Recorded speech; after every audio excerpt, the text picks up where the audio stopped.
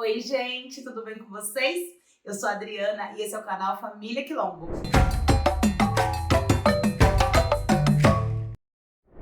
Vim falar com vocês hoje a respeito das minhas experiências de maternidade. Sim, experiências.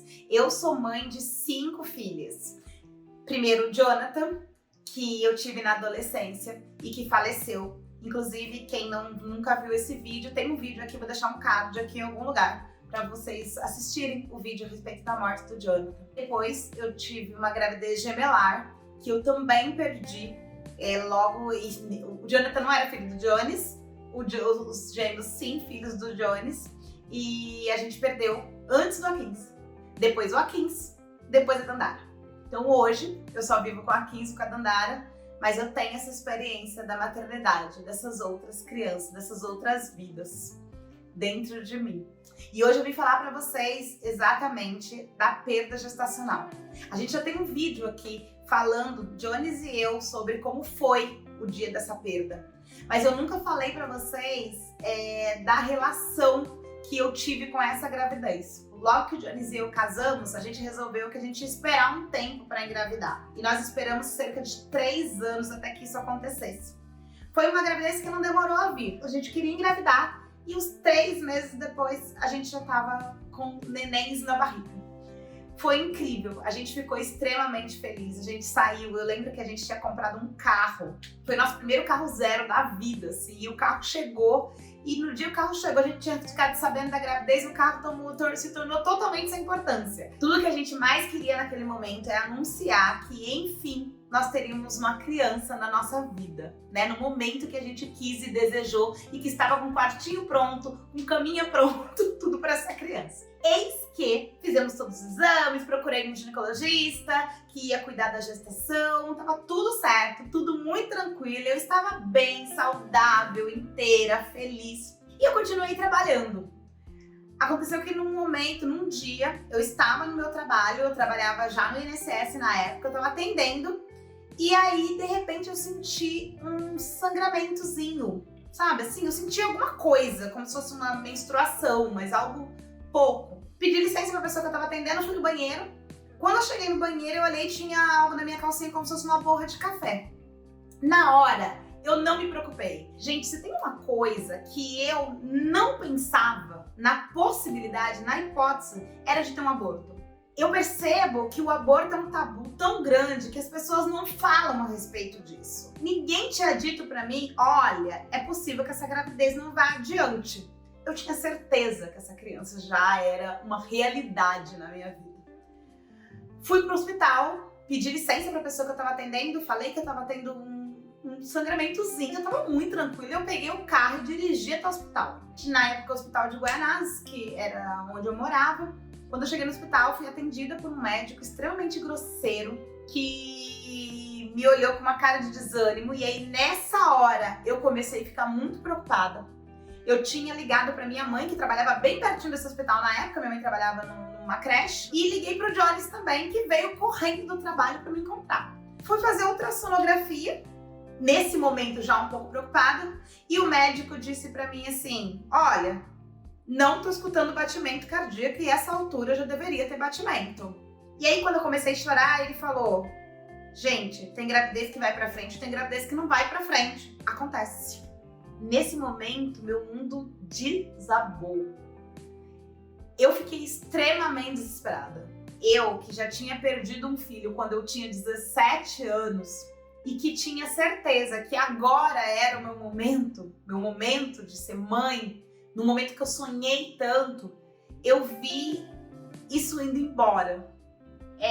Eu fiquei muito desesperada, Jones também, mas a gente não desistiu. A gente entrou no carro e veio pro centro da cidade, né? Mais pro centro da cidade de São Paulo, procurar uma maternidade, pelo convênio, uma maternidade que era especializada, Santa Joana.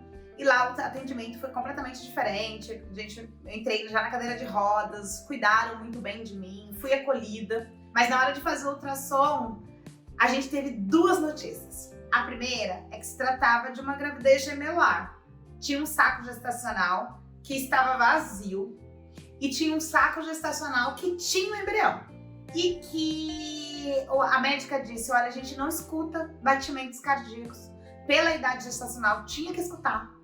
Mas não vamos perder a esperança. Pode ser que a gente tenha errado a contagem. Pode ser que você esteja de menos tempo, né? Não tá com todo o tempo que você achou que estava. Eu me agarrei fortemente nessa esperança. Eu falei, a contagem está errada e eu tenho um bebê que vai crescer. Pelo menos um que vai crescer fortemente dentro de mim. Nós fizemos um exame, que é o beta-HCG, que é o quantitativo, o beta-HCG quantitativo, e ela falou, você vai voltar daqui 3 dias, porque se esse beta tiver aumentado, é porque tá tudo bem. Se esse beta tiver diminuído, é porque teve perda. Ai, foram os 3 dias mais demorados da minha vida. Nós fomos pra casa, fiz o exame, mas eu ainda muito cheia de esperança, sem me desesperar. Tava tentando respirar, ficar bem, ficar inteira. Esperei os 3 dias e depois de 3 dias eu voltei no hospital. Fiz o exame novamente e eis que saiu o resultado. O beta tinha diminuído consideravelmente. Foi nesse momento que eles tiveram certeza que a gravidez não ia continuar. Pra mim, foi um mundo cair na minha cabeça. Assim. Lembro do Jones chorando, eu chorando muito. E naquela certeza de que a maternidade e, quiçá, a paternidade também nunca aconteceria. Já que o Jones e eu, a gente alimentava juntas esse plano da maternidade e da paternidade. E que eu já tinha perdido o Jonathan. E perdi ali mais um sonho. A gente percebeu naquele momento o quanto os hospitais, mesmo os mais preparados, estão despreparados para a perda gestacional. A médica teve dificuldade de conversar com a gente, teve que pedir ajuda para a médica que já me atendia, e a gente ali na frente, a gente chorava, a gente se perguntava o porquê. E nada que diziam, né? Tinha enfermeira que conversava com a gente, nada que diziam explicava o que estava acontecendo. E de repente, tudo se transformou em algo extremamente burocrático.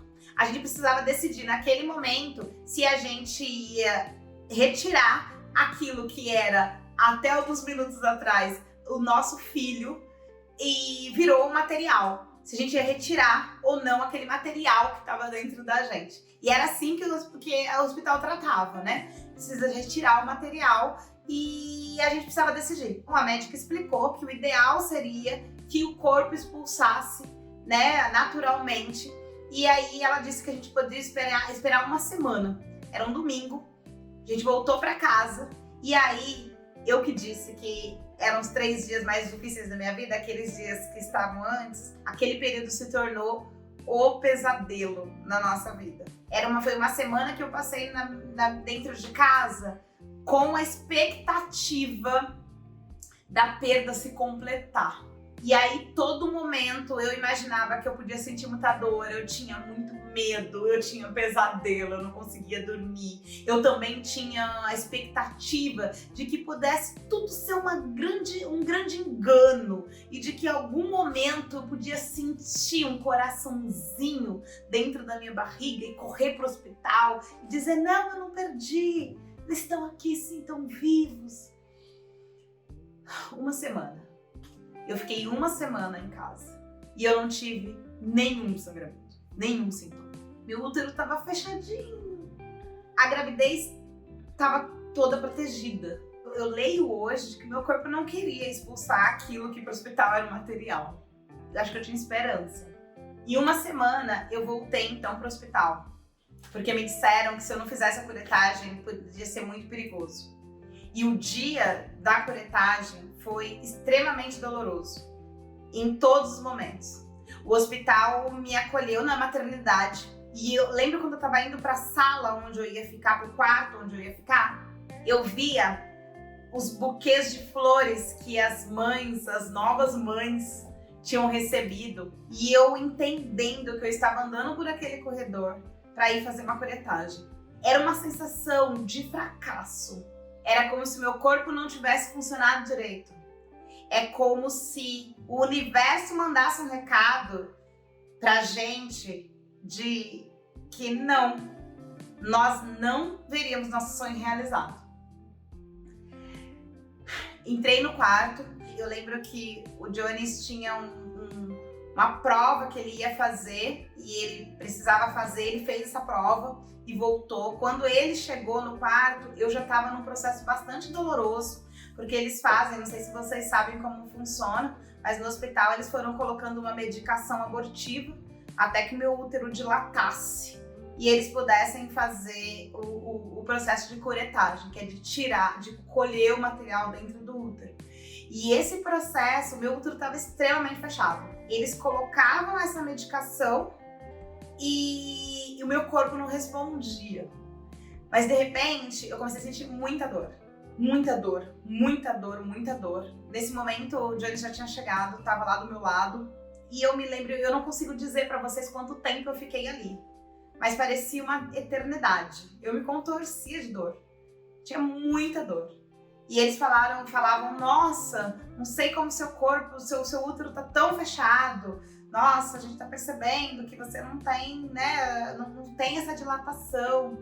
E a gente tava, eu sei que eu tava também, né, com medicação intravenosa. E depois teve um momento que eu fui anestesiada e apaguei. E quando eu acordei, eu só chorei muito, porque não havia mais o meu sonho presente ali. Muito recentemente, uma amiga passou por uma gestação com uma perda também, e ela escreveu um texto lindo sobre gestar o vazio. E um pouco antes de gravar esse vídeo hoje, eu tava pensando nisso, né? Que dentro de um saco gestacional tinha um embrião e no outro saco gestacional tinha um vazio. E quando eu li essa história da minha amiga, eu fiquei muito tocada. Muito tocada. E hoje eu tenho pensado se vale a gente continuar mencionando a nossa gravidez como a gravidez dos gêmeos. A gente sempre fala assim. Isso é uma questão para eu sentir e para eu se ressignificar durante a minha vida. Mas essa foi minha gravidez gemelar, que não aconteceu do jeito que eu gostaria.